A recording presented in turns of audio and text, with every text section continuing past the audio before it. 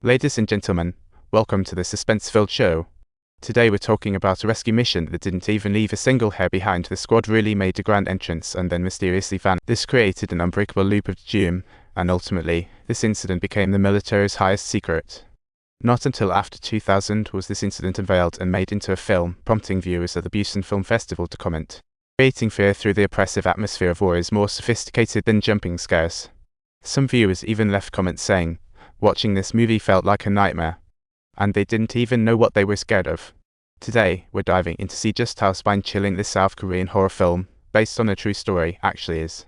On January 7, 1972, the Korean HQ of Big Owl Butterfly received a signal from a station. A faint cry for help came through, claiming to be from the Wild Prison Special Forces team. They were barely hang on and urgently requested headquarters to send a helicopter for rescue. Realizing something was off, the communications officers were stunned, because that squad had been missing for months. The scene shifts, and the only soldier who was rescued looked like had been through a blender, which made the colonel frown in disbelief. The blind soldier insisted there were no Vietnamese guerrillas, it was just his teammates who had completely lost it. Everyone started shooting at each other, and he was just lucky to survive, raising his blasted-off arm as proof. The colonel was very curious about this, so the next day he called in his top guy, Omu. At first glance, Omu seemed a bit edgy, but he was also the smart kind who knew when to charge on the battlefield, so the colonel decided to send him on a mission to Romeo.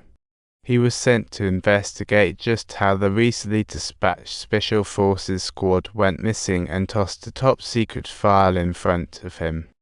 Omu glanced at it and agreed to lead the team to Romeo, but insisted on picking his own crew, although that didn't get the colonel's approval. He scouted soldiers from a hospital where most of the soldiers had STD. If they didn't have an STD, they wouldn't get selected, so doctors and nurses were extra thorough in the checks. Soon, the nurse discovered that one soldier was inexplicably healthy. The doctor asked him, "What are you doing here?" He replied that he sold his health report for $50 to someone else. Back in his hometown, $50 could buy a cow, and he did all this just to make his mom happy. Folks, don't think him rambling, this is actually a setup for what's to come. Soon, the Special Forces team was fully assembled. The remaining 8 were led by Sergeant Chen while Omu became the commanding officer, and off they went on their boat to Romeo.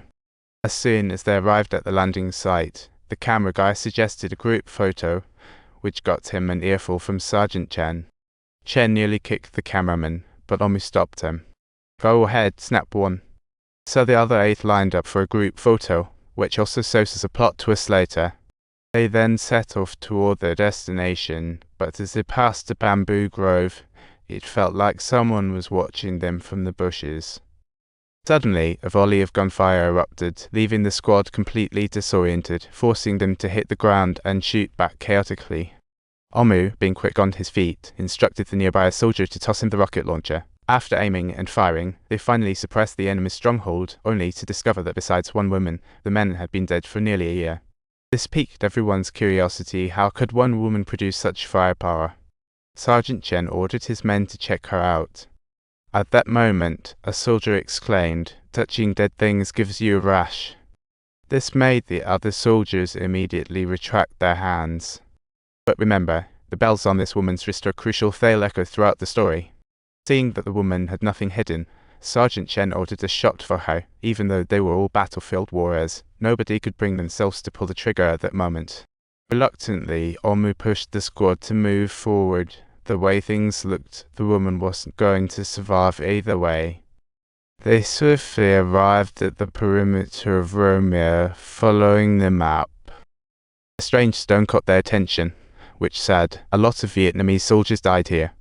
The bodies were dumped in a lake, which was later filled in and a temple built atop it. None of that was important. What mattered was the last sentence, "Those whose hands are stained with blood shall not return," implying that anyone who entered was doomed. But Lee was determinedly skeptical and insisted on giving this stone a hot bath. As the squad pressed on, they finally stopped to regroup when the path disappeared completely. Omu thought they should check in with headquarters. However, he couldn't get a signal and thought to himself, "No point in stressing," then sent a soldier to search for reception. The subtitles show The scene changes, and the few soldiers crouch down in the grass when Coffin Guy suddenly remarks with emotion, "Something feels off here, no sunlight, damp and foggy. No living or dead want to stay here, only ghosts would be willing." And as soon as he said it startled the two beside him. The one on the right zipped up and took off, with Coffin Guy following close behind.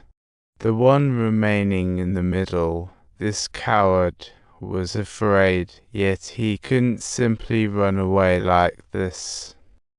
Just as he was about to make a run for it, a shadow loomed before him. It was the radio operator stretching.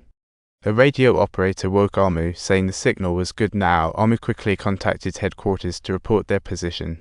Only then did they realize Romeo was right in front of them, so they hurriedly set up defenses and moved inside. While searching, they found it entirely deserted, as if abandoned for decades.